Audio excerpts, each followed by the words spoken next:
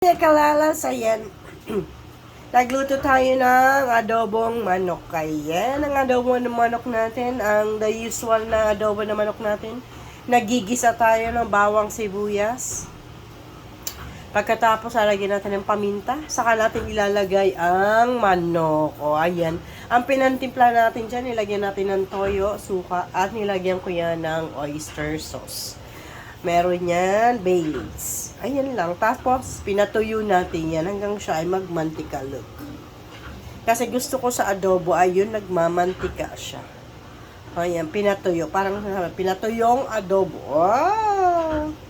Lalabs, tayo ay magsisinigang muna ngayon ng simpleng hipon. Ayan. Naglagay lang tayo siya ng tubig, kamatis, sibuyas, at saka yung siling green. Pakuluin lang natin and then ilalagay na natin ang ating hipon. And then after 1 minute, ilagay natin yung okra natin.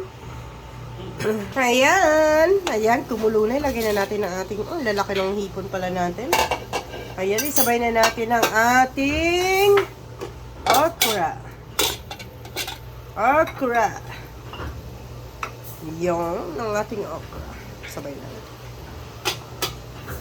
Ayan.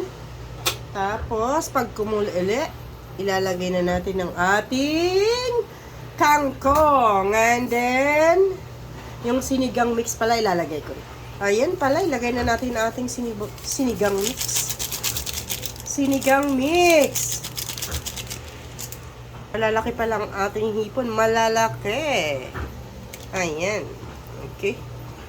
Ayan. Patis na lang ang ating ilagay na ating panlasa. Ayan. Ayan. Ay, iba na akong boses mga kalalabs. Ayan na. Antayin lang natin maluto ang ating half cook ang ating okra. Anilagay na natin ang ating kangkong. Kaya mga lalabs, dahil yan ay kumukulo na, lalagay na natin ang ating kangkong. Oy, di ba? Saglit lang yan, luto na at ipi-plating na natin ito. Yes, excited na ako kumain. Gutom na ako. My goodness. Ayan na, mga lalabs. Nakaluto na tayo ng sinigang na hipon. Look. Ay, naku, ang sarap. Ito lang muna tayo sa simple. At medyo masama ang ating pakiramdam. Ayan na. At yung partner niya ay meron tayong adobong manok. Yes! Kainan na! Ang sarap nito. I love this one.